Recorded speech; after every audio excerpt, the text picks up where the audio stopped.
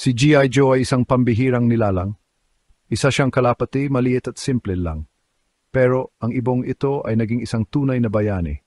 Naglingkod siya noong ikalawang digmaang pandaigdig.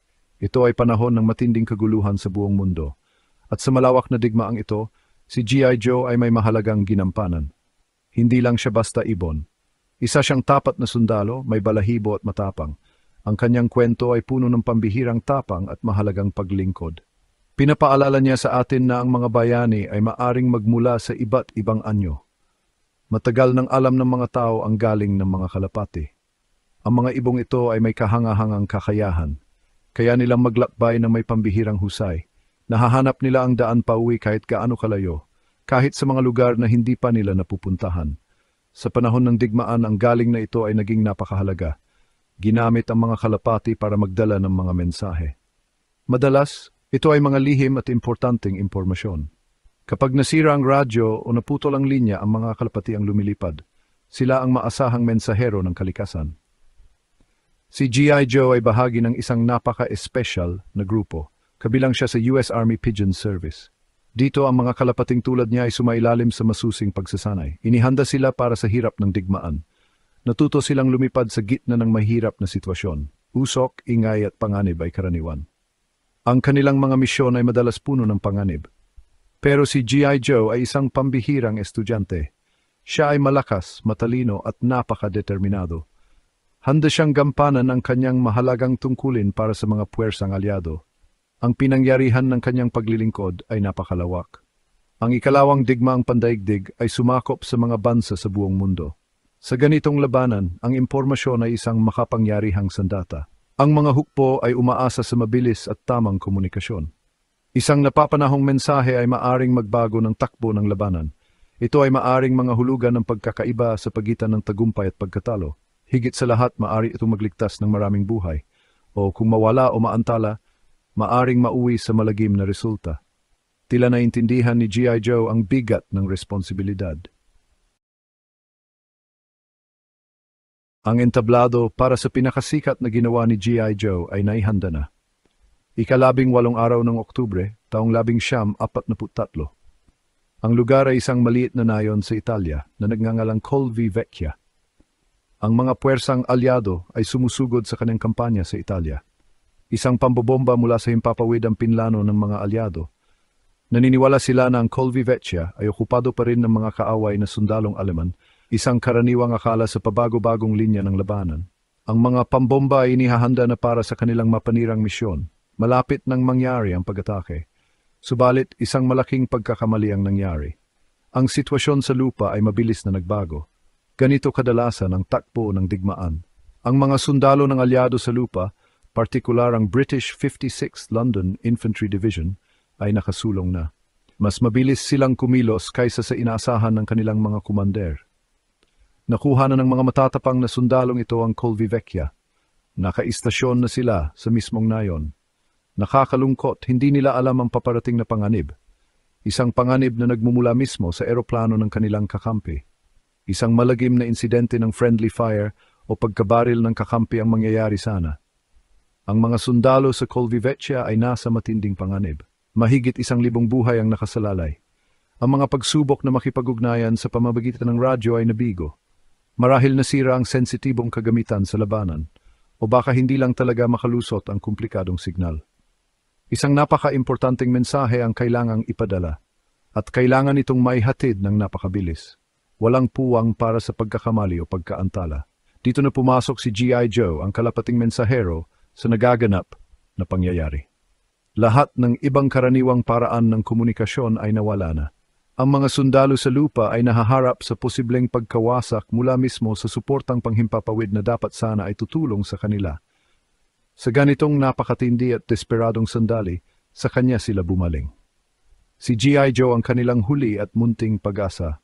Siya na lang ang tanging paraan para maipadala ang babala. Ang kapalaran ng napakaraming sundalo ay nakasalali na ngayong maliliit na pakpak nitong pambihirang ibon. Nagsimula na ang mahalagang misyon ni G.I. Joe. Isang napakaliit, ngunit napakahalagang sulat ang mabilis na inihanda. Naglalaman ito ng apurahang babala na makapagligtas ng buhay. Malinaw na isinasaad sa mensahe ang bagong sitwasyon. Inutusan nito ang bus ng himpapawid na itigil ang planong pag-atake. Ang maliit na piraso ng papel na ito ay inilagay sa loob ng isang maliit na tubo. Ang tubo ay maingat at mahigpit na ikinabit sa isa sa mga paa ni G.I. Joe. Nang masigurong ligtas ang kanyang mahalagang dala, siya ay pinakawalan. Lumipad siya paitaas sa alanganing himpapawid ng Italya. Nagsimula na ang kanyang napakahalagang paglalakbay. Inatasan si G.I. Joe na lumipad ng 20 milya. Malayo na ito para sa kahit sinong kalapati. Kailangan niyang maglakbay ng may perpektong direksyon. Ang kanyang patutunguhan ay ang kanyang pugad sa kampo militar, isang kilalang ligtas na lugar. Ang paglalakbay ay hindi walang posibleng panganib. Ang pabago-bagong panahon ay maaring maging hadlang. Ang mga sundalong kaaway o kahit mga lawing maninila ay palaging banta rin. Pero si G.I. Joe ay lumipad ng may matatag na layunin. Dala siya ng kanyang malakas na likas na galing sa pag-uwi at ng kanyang mahigpit na pagsasanay. Hindi siya nagpatinag sa kanyang paglipad. Ang kanyang paglipad ay isang pambihirang gawa ng bilis at tibay. Nagawa niyang marating ang 20 milyang iyon sa napakaikling panahon, 20 minuto lang. Katumbas ito ng bilis na 1 milya bawat minuto. Ito ay pambihirang bilis para sa isang kalapating mensahero, lalo na para sa isang may dalang napakahalagang pasanin. Ang kanyang malalakas na pakpak ay pumapalakpak ng may ritmo at tuloy-tuloy sa hangin. Lumipad siya na parang isang palasong may balahibo, diretso at tumpak. Diretso patungo sa kaligtasan at sa pagliligtas ng maraming tao. Oras ang kanyang pinakamalaking kalaban. Dumating si G.I. Joe sa kanyang patutunguhan, ang base ng alyado sa himpapawid. Agad na kinuha ang mahalagang mensahe mula sa kanyang paa.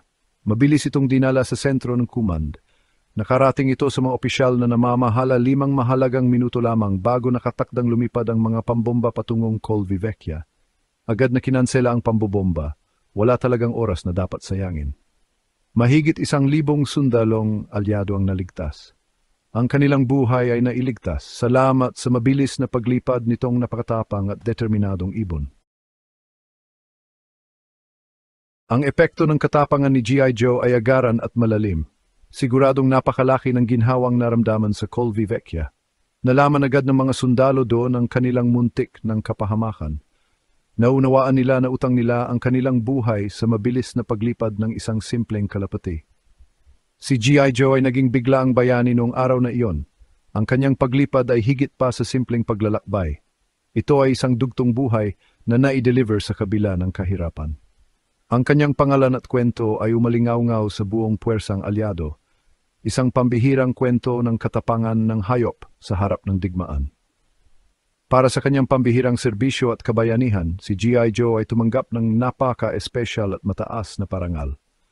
Noong Nobyembre ng taong 1946 sa London, formal siyang ginawaran ng prestihiyosong Dickin Medal. Ang medalyang ito ay lubos na iginagalang sa mundo ng mga hayop. Madalas itong tawaging Victoria Cross ng mga hayop. Iginagawa dito sa mga hayop na nagpakita ng kitang-kitang katapangan o dedikasyon sa tungkulin, lalo na sa serbisyo sa panahon ng digmaan. Si G.I. Joe ay walang dudang karapat-dapat na tumanggap medalyang ito. Si G.I. Joe ay isang tanyag na nagtapos sa US Army Pigeon Service. Ang espesyal na unit na ito ay nagsanay ng libu-libong matatalinong ibon. Inihanda sila para sa mahalagang tungkulin sa komunikasyon noong digmaan. Ang mga kalapating ito ay tunay na mga bayaning hindi nabigyang pansin sa labanan. Nag-operate sila sa lahat ng pangunahing lugar ng digmaan, mula Europa hanggang Pasipiko. Ang kanilang mga ambag ay napakahalaga sa pagsisikap sa digmaan, bagamat madalas hindi napapansin sa mas malalaking kwento ng kasaysayan. Ngunit ang kanilang trabaho ay mahalaga at ang kanilang mga tagapangalaga ay nagpakita ng malaking dedikasyon. Pagkatapos ng digmaan, namuhay si G.I. Joe ng mapayapa. Nagretiro siya sa Churchill Loft sa Fort Monmouth, New Jersey. Lumipat siya kalaunan sa Detroit Zoological Gardens. Naging pangmatagalang simbolo siya ng pambihirang katapangan at di matitinag na katapatan na may papakita ng mga hayop kapag naglilingkod sa mga tao. Ang kanyang pambihirang kwento ay patuloy na nagbibigay inspirasyon sa mga tao hanggang ngayon. Nagsisilbi itong isang makabagbag damdaming paalala na ang kabayanihan ay maaring magmula sa napakaliit at simpleng anyo. Kinatawan niya ang hindi mabilang na iba pang mga hayop na naglingkod, nagdusa, at nagsakripisyo kasama ng mga tao sa mga pandaigdigang labanan. Ang kanilang mga ambag ay hindi malilimutan.